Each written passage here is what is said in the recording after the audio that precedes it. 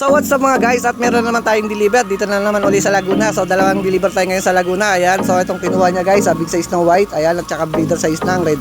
So ayan, nagpa-previous na tayo ng isang pirasong red. Ayan, kaya sa mga wala pa ng red super saiyan at white super saiyan, wag na magtagal, PM na po kayo. Let's go.